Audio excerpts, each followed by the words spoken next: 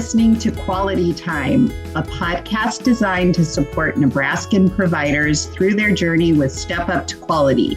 I am your host, Colleen Schmidt. Get ready to listen as we prepare to elevate each other as we step up to quality. Welcome, everyone. I'm happy you're listening today. Today is a treat for me because I get to speak with one of my good friends, Traci Strazdas. Traci has worked in the field of early childhood education for over 15 years. She wears many hats in the Step Up to Quality world, and I'm excited to have her here with us on this podcast today. Our focus for this conversation is on observations and why you want an observation done in your program or your classroom. And I know that can seem like a kind of a silly statement, right? Like, why would I want to have someone from Step Up to Quality come in and do an observation on our program or classroom? So, Traci, let's start with some of the nitty gritty. Can you tell us some of the details that our programs enrolled in Step Up to Quality will go through when they're having observations done? Like, what are some of the logistics? Well, first, I'd like to thank you, Colleen, for having me on today. This is a topic you and I have discussed on many occasions, and I'm excited now that we have this platform to really reach those of you listening and tuning in today. So thanks for having me. You're exactly right. We have talked about this topic before where we're like, oh boy, I wish they knew a little bit more about why observations are a good thing and what we feel as observers. Absolutely. So this question about the nitty gritty and the logistics of really how to prepare and really what to expect during an observation is an important, and honestly, it's a frequently asked one. I know from my coaching experience that it can be overwhelming at first when you really make this really big decision to enroll your program and begin in the Step Up to Quality process. I mean, you receive all of this paperwork. You most likely start working with one of the Step Up to Quality coaches, and it can be difficult to decide, like, where do I even begin? So when it comes to observations, I really just want to talk about the basics of how to get started. And truly, your first step is to become familiar with the two different observation tools. There's two different tools. We use the class and the ERS scales, and it's actually a requirement that whoever your program or lead designee is for the Step Up to Quality process attends one of these introduction trainings before they submit that rating readiness tool. So personally, I highly recommend that you attend the introduction trainings to both of these observation tools. One of the best things about Step Up to Quality is you have choices. And when I say you, I mean that lead designee. Typically, that would be the owner or director or whoever is that lead for Step Up to Quality, gets to choose which observation tool you think will be best for your program. So I believe it's best that you do both of those as soon as possible to help you make that informed decision of which one of those tools will be best for your program. Traci, I love what you just said right there, how one of the perks of being part to Step Up to Quality is that you still have ownership and choice of really what's best for your program or best for your classroom or best for your teachers or best for you as a provider. And I think you're so right in saying that it's smart to check out your options. Like, how do you know what to choose if you don't know what the choices are? So I'll let you keep going. I just love what you said about choice there. The two tools that we use are so different.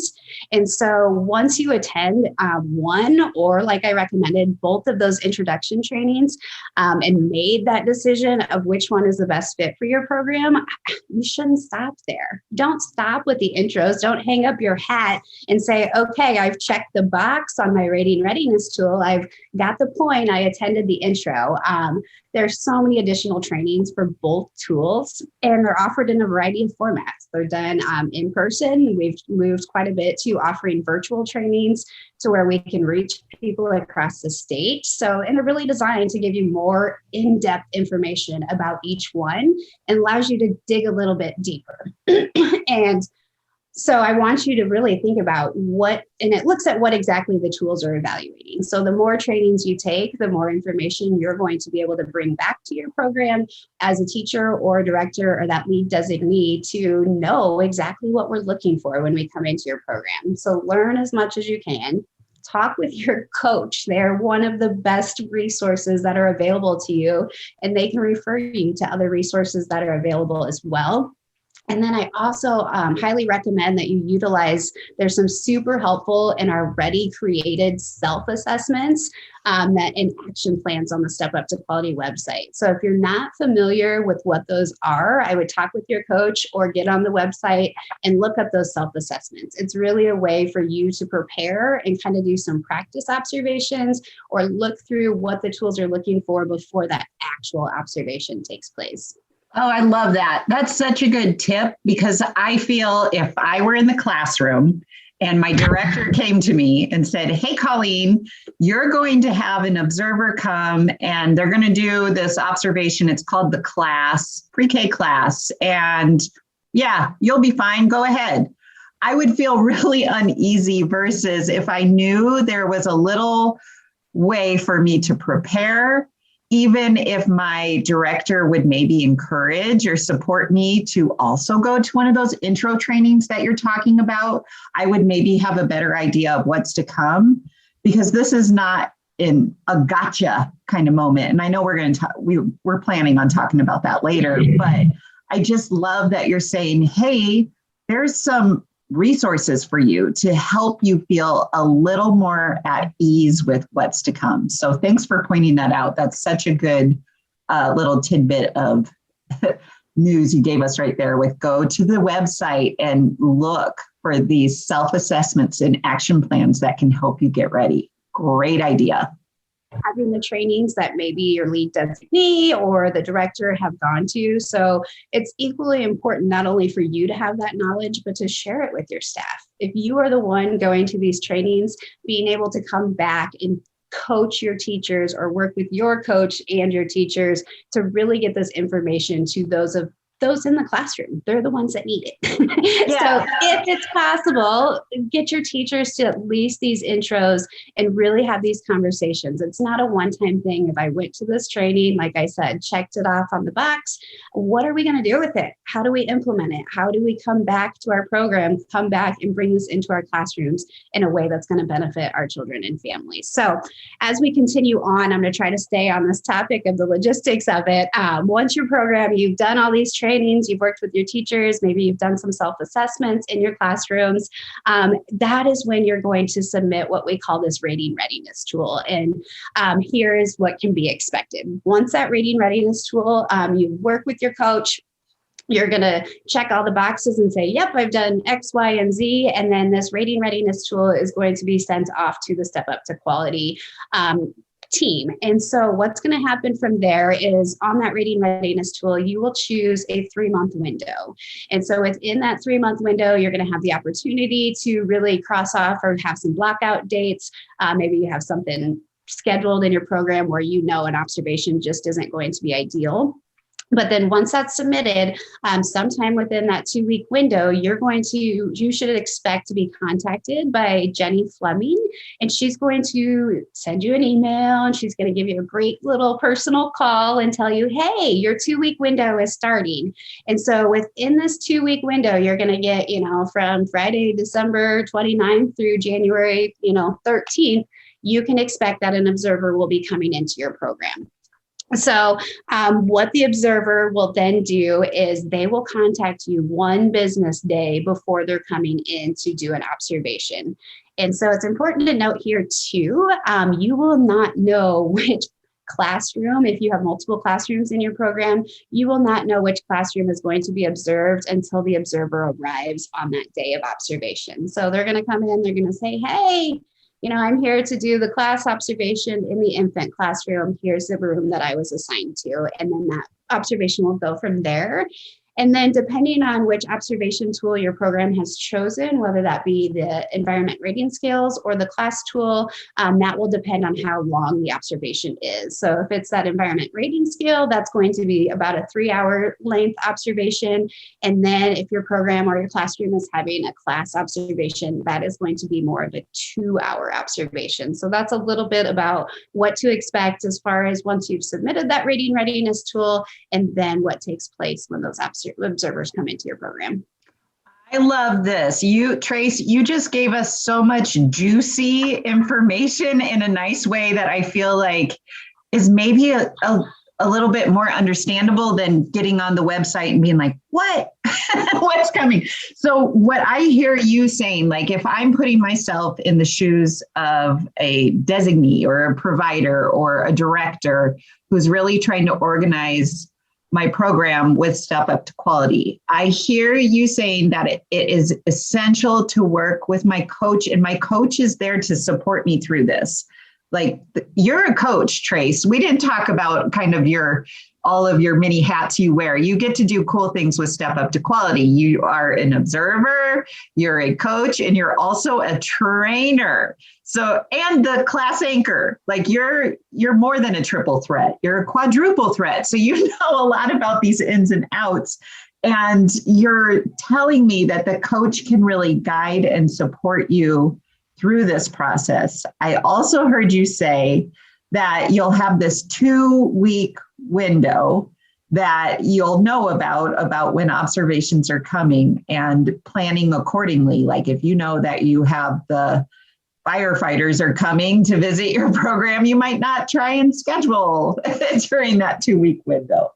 And the final thing that really stuck out to me when you were talking to us about kind of the nitty-gritty process of what happens after you submit was that email or phone call from Jenny and how she makes that connection with you. And listeners, if you listen to our previous podcast, you met Jenny. We talked about how she's the glue. She really keeps us all organized and is so much more than that too. But she will be a friendly, welcoming voice that will reach out to you and help give you support. And then the final thing that happens before the observation is your observer will contact you 1 business day before.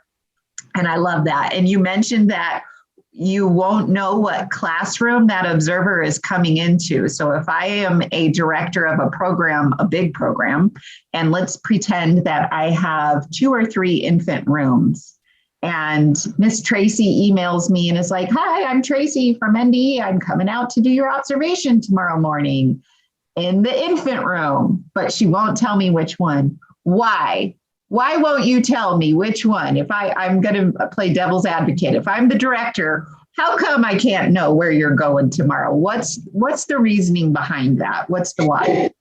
Oh, Colleen. Well, honestly, I didn't make that decision, and that's not truly up to me, but I will answer why that is a process that's in place. So you won't even know if I'm coming into your infant room, toddler room, or preschool room until I get there. So that choice has been made because no matter which room we go into, we should be seeing that quality interactions and that quality environment for young children. So I know sometimes when I've been doing observations for quite a while, and what we see was a little bit of a trend is we would come into a program and I would tell them which classroom I was going to go into. And then you see all these teachers kind of shuffling around real fast. And sometimes they're trying to put the best of the best in the classrooms. And guess what? Those kiddos were thrown off. It was not a typical day for them. What we truly want to see is that typical day in the typical classroom. What is the typical experience for the average child? And that should be the same day to day. We're going to get into how it can be a little bit hard to have somebody in your classroom watching your every move, but we truly want to see what you do on a typical day.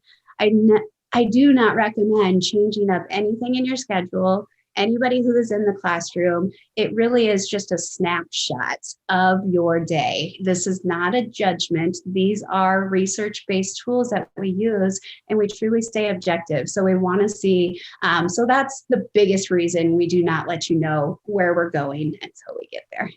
Thank you. I love that you're clarifying that. And I agree with that reason, by the way. I also do not decide that. But I think it's important because if you try to plan this grandiose lesson or change up your schedule because you know an observer is coming, it's just like what you said, Traci, like the kids are going to be thrown off.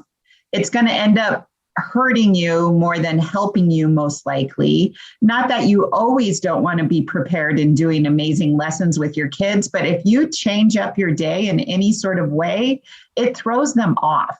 So having it really just be that snapshot picture, non-judgment, like this is where we are on any given day in any given room. And that's why I think it is so beneficial for us as a whole that we don't say exactly what classroom on what day, because there's a lot of anxiety that can get tied into that too. And we're going to talk about that too in a minute. So, okay, I'll jump off that topic, Trace. I like to throw you a curveball every now and then. So now that we know a little bit about our requirements and kind of you mapped out so nicely like what happens, can you tell our listeners, this is one of my favorite questions to ask, why? Why is having observations important for the children, teachers, and the providers in our program? Like, tell me why I should be excited even for the observation that is going to happen in my classroom or program. Why do I want one? Why do I want Traci Strazdas to come into my program and give me an observation? Oh, I love this question, Colleen. Like, you should be excited because you've worked so hard for this moment and it's your time to shine. As we talked about at the beginning here, we want you to be informed. We want you to know what we're looking for. And so it's up to you to really take that initiative to learn as much as you can about this tool. So for those of you listening that may be newer to Step Up to Quality, or maybe you're just getting ready for that first rating where observations are going to take place in your program or your classroom, trust me, I am well aware that excited may be the last emotion you are feeling. Like, this process can actually ignite some strong feelings of maybe fear and even cause a certain level of anxiety. But what we really want you to focus on is that opportunity that's right in front of you, whether this is your first observation or your 10th observation. I believe every observation is an opportunity. It's an opportunity to see your strengths. It's an opportunity to see areas for improvement. And it's also an opportunity to see your growth over time. So, Colleen, you and I have talked so many times about how when this first observation takes place, it's your first time ever, you maybe are a little fearful of this, and then you get these scores, and sometimes it can kind of hurt your heart. It may feel icky, like, I'm better than this. So I want you to look at every time an observation takes place of what we can do to grow from this opportunity, instead of sitting in this place of, that hurt, that person came in and that's not who I am. Really looking at this of, what am I going to take away from this summary report? This observer, as we come into your program, we do these observations and we spend a lot of time to give you feedback. And it's my hope that that feedback is used for professional development. Yeah. We want to see this growth. And so as we look at what the tools are looking for and continue to learn more, even after these observations take place, the more, I always say, if we can take one little thing away from an observation and start implementing something new for change in our classroom or in our homes or programs, we're doing something better for the children and families we serve. We're not going to know right off the bat, like, these observation tools, I mean, they're hard. They're hard. And you're not going to know every little thing, that nitty gritty of the tools of everything that's expected of you. And we don't expect that. We expect you to continue for that just growth mindset and looking at these observations as an opportunity to grow, implement new things, and make changes that really benefit the social and emotional and academic growth of your children. Trace, you're such a good coach. That's like, when you're talking about it as an opportunity, and a place where you need to have a growth mindset and celebrate all the strengths and all the good that you're already doing. I think me too, I'm guilty as a former classroom teacher. When I would get an observation, I'd look right away, what didn't I get right? What isn't perfect? What was wrong? Instead of focusing on all these notes of amazing interactions or things I was already doing really well in the classroom, I got really hung up on looking at, well, why am I not perfect on this one? Like, why? And when we see this more as professional development for us to better serve the kids in our care, I think that's almost like a paradigm shift right there, what you were talking about on why I want to have an observation in my room. It's to help me be better for those in my care. That's all it is. It's not a judgment. It's not like Traci is in your program or your classroom sitting there judging you and making assumptions about what you are like as a person or a human being. It's none of that. It's a growth opportunity where we celebrate what we're doing right. And what you said, Traci, like maybe even just focus on one thing that I could do a little different to just be a better provider for the babes in my care. That's what it's about. That's why we want it. I love it. That was such a good way to explain that, Trace. All right. I'm going to throw you another curveball. Are you ready? I'm ready. Okay, let's have a let's get real moment. No one likes to be observed.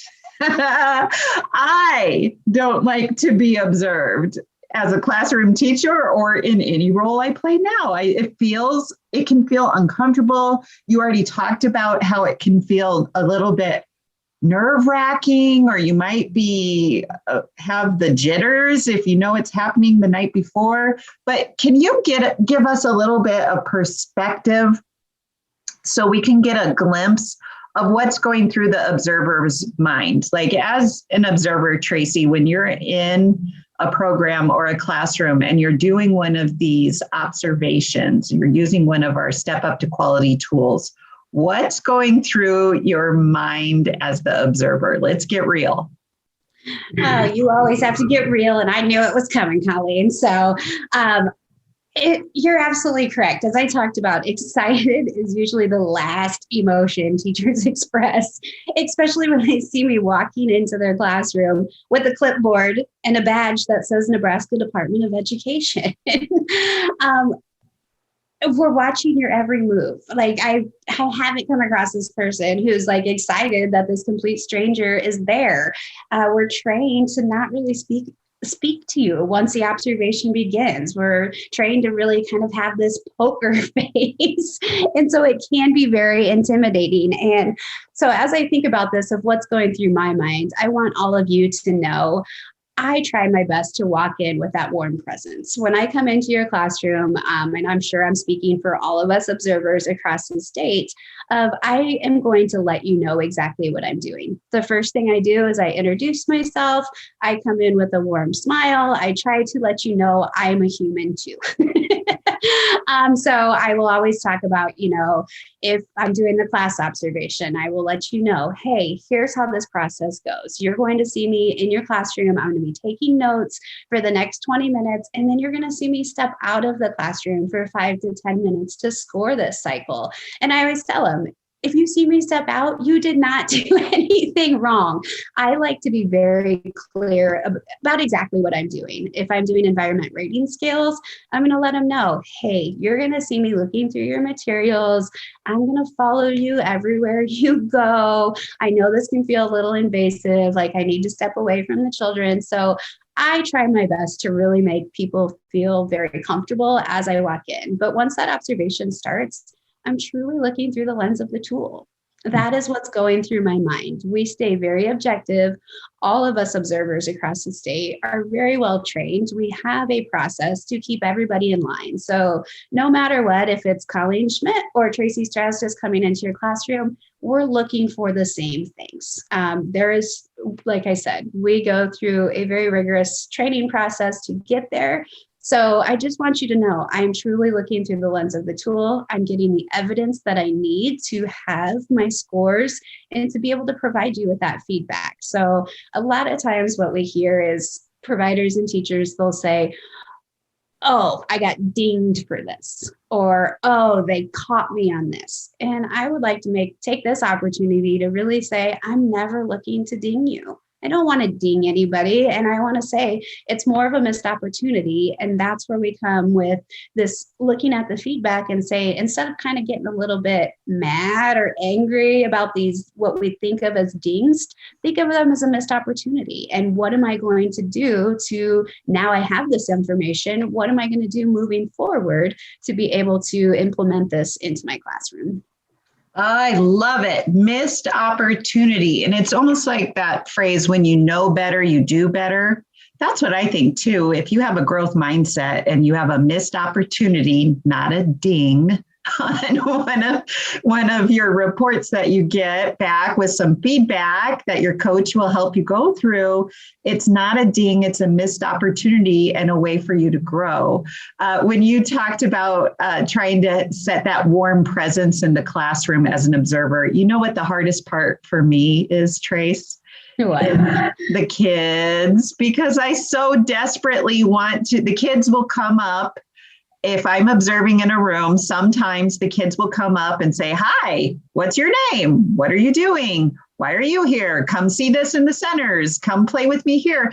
And the hardest thing as an observer, because we all love kids, that's our why too, is having to say, I'm sorry, I'm working.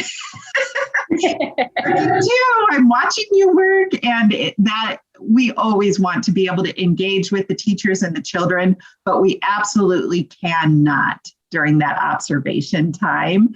And I think for me as an observer, that's one of the hardest things. I was doing an observation. I think I was with you, Trace, and we were in the infant room, and I just wanted to play. I wanted to smile and play with the babies, and I knew I could not when I'm wearing my observer hat. So I think that lack of ability to engage with the providers, with the teachers, with the kids, it doesn't mean we're trying to be jerks. It just means that we have to be so focused on looking through the lens of these tools and truly just almost being like a fly on the wall, where we're not even here. We're trying to stay out of the mix and not influence any of the interactions or things happening in the environment. Like, we're truly trying to stay hidden. And that's a tricky part for me as an observer, for sure. That was so hard for me too, Colleen. I remember when I first started working with Nebraska Department of Education, and like I said, we keep this poker face on, and I love young children. That's why I do my job. And it's so hard for me too to kind of turn them away and let them know. I'll never forget the first time I left an observation and I didn't have one child approach me and I wanted to cry. And I'm like, what happened? Did I lose like that warmth with the children? So you made such an important point of we cannot interact because we cannot interfere with anything that may happen. So we truly are, like I said, staying objective. And it is so hard, you're right, to kind of not be able to engage and interact with those children. But we are trained to really be that fly on the wall. Yeah, because we love your babies too. That's why we're there. that's why we're doing this job. So let's talk about, actually, this just feeds us right nicely into my last question for you, Trace. So you have been observing in classrooms for a while. We both started out about the same time. I think 2010 is when we started learning observational tools and working in classrooms as observers. And one of the ways we like to end this podcast is by asking our guests on the podcast, what's their why? Like, what's your why, Tracy? Tell us why you like what you do with Step Up to Quality. Why do you keep showing up for your job? What's your why? Oh, Colleen, I miss being in the classroom so much. And we talked about that too. It's like, I truly loved being in the classroom, but I really love my job now as well. I travel across the state. So I go into classrooms and programs in Western Nebraska, Eastern Nebraska, you name it. I travel across the state and see all of these different programs. And it's so cool to go into these communities, see the different styles, but see things that are truly working and just these phenomenal, amazing things that are happening across our state. The more we talk about, the observation tools, the more that people are learning.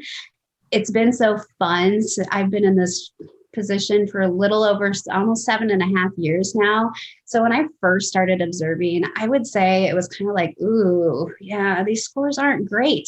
But as it continues on and as Step Up to Quality continues to grow and more trainings are being offered, I'm seeing change. And it is so cool to go into programs and just see these quality interactions happening, these quality lessons and, activities that are happening, seeing classrooms set up with engaging materials, and it is an opportunity. I'm going to go back to that of if there is something in, during the observation that teachers can take that feedback and improve. That's why we do what we do. We're still helping young children. We're doing that in a different way by doing these observations, giving you the feedback. And the hope is that you take that feedback, implement something new, and continue changing for the better good for the kids and children, or the children and families in your communities. I love that. You gave me goosebumps when you talked about actually seeing the change happening over the years because of what's happening and the work being done with Step Up to Quality. And that's an all hands on deck kind of growth. That means that none of this growth would be happening without the hard work and dedication of our providers, of our teachers, our directors, our coaches, our observers, our trainers, everyone in the Step Up to Quality world. None of it could happen without this collaboration of working together. So you gave me goosebumps about the change. Traci, thanks so much for joining us today. I always love talking to you. You and I could do this for a whole nother hour. So thank you everyone for spending quality time with us. Please join again as we chat about future topics to support our Nebraskan providers on their journeys with Step Up to Quality. Until next time, bye-bye.